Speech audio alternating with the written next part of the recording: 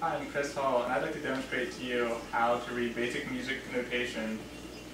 First, we will start off with learning the different pitches and the clefs, and then we will move on to different rhythms, and then we will move on to time signatures. Our time signatures will show us how the beats form measures in music, and that's how we can follow music from the beginning to the end. Starting off, we will learn treble clef. This is the most basic clef you will see. It's found mostly in the high register instruments. The lines are known as a staff.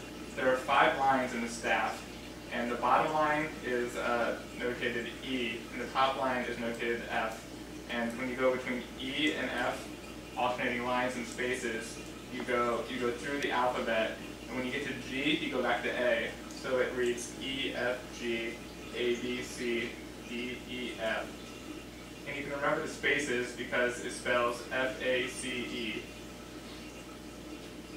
After that, we'll go to bass clef.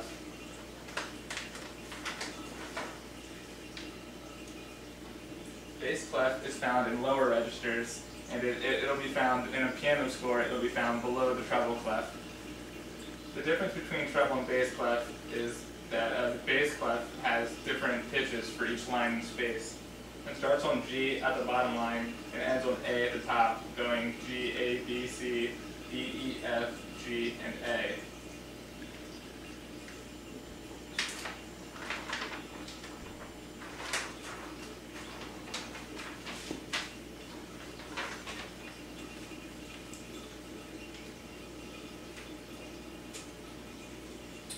These are some of the more common types of rhythms you'll find in sheet music. It'll start off with a whole note, which generally will fill a whole measure, which will be between 2 lines in a set of music. As we go to the right, excluding the note with a dot on it, it'll be half of the value to the left of it. So this is half of this is half of this is half of this, and this is half of this. When you add a dot to any of these notes, as with this note, which is called a quarter note, it'll be 150% of the value of the note that the dot is next to. So this is 1.5 times as large as this. This note is called a whole note. This is a half note. This is a dotted quarter note. This is a quarter note. This is an 8th note, a 16th note, and a 32nd note. And as you add more flags, the number is doubled, as 4 flags would be a 64th note, and 5 flags would be a 128th note. When you see something like this indicates where you want to play a sound. If you see something like this is called a rest, and this indicates that you do not want to be playing here.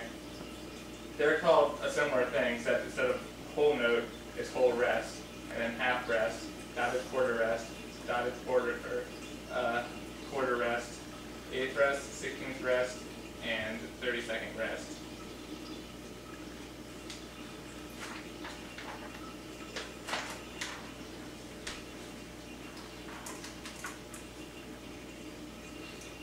Now we'll wrap things up using time signatures.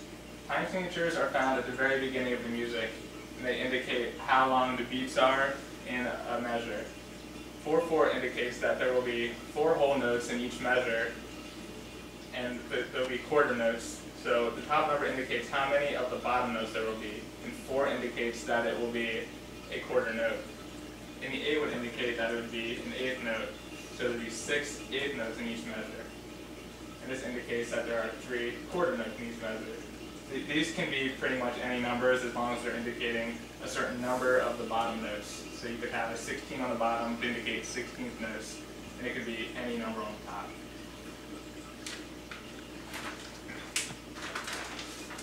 Those are some of the basic fundamentals of reading musical notation. If you have any questions, you guys can feel free to ask me.